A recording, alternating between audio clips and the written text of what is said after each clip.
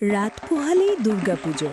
চৌধুরী বাড়ির দুর্গাপুজো এবার ১০০ বছরে পা রাখবে। জমিদারি না থাকলেও দুর্গাপূজার আভিজাত্যে কিন্তু কোনো ভাটা পড়েনি।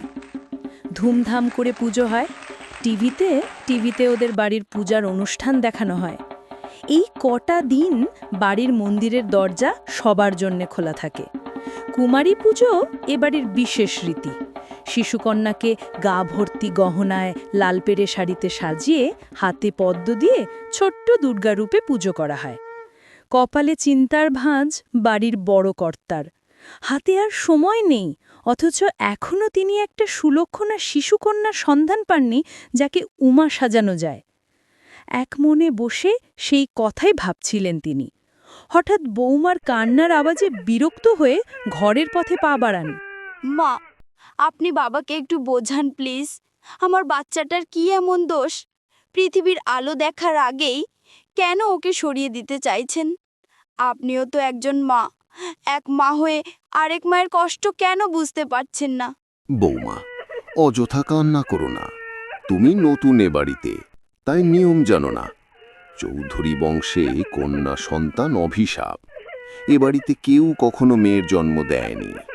মেয়ে জন্ম নিলে হয় তাকে এ বাড়ি ত্যাগ করতে হয়েছে, নয়তো সেই মেয়েকে। অকারণ জেদ করো না। খোকা কাল খুব ভোরে তোমায় নিয়ে যাবেন ডাক্তারবাবুর কাছে। তৈরি থেকো। বাড়ির সবার হাতে পায়ে ধরেও লীনা বাচ্চাটাকে জন্ম দেওয়ার অধিকার পায় না।